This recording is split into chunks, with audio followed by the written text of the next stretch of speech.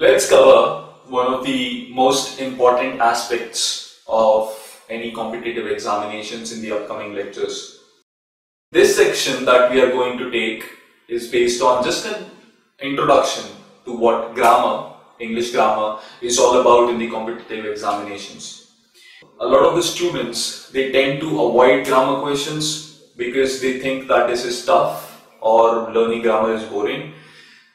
I have found it boring, I think it is tough, but then anything in this life which is worth doing or worth taking up is a bit boring and is a bit hard to do.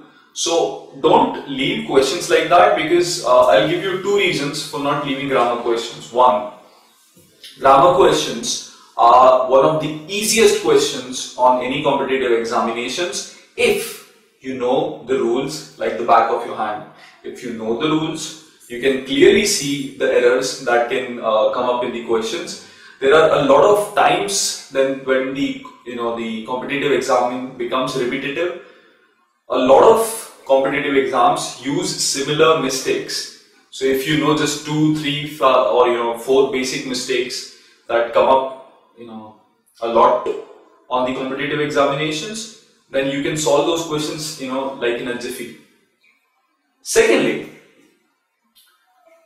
contrast grammar questions with other English questions.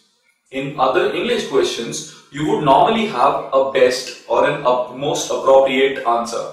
Whereas in grammar, just like maths, you have one correct answer. If you know the rules, you know that there is one correct answer. Whereas in English, other questions, you may say that I think I'm right, but the question creator might say you are wrong because of something like that, which is really very confusing.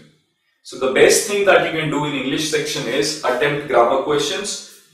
So we're going to give you some basics before we move on to actually taking up grammar questions, the type of format of grammar questions that come up on examinations.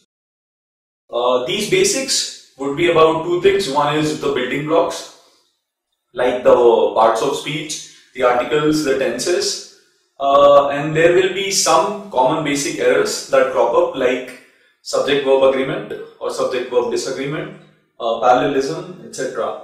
So stay hooked. Best of luck.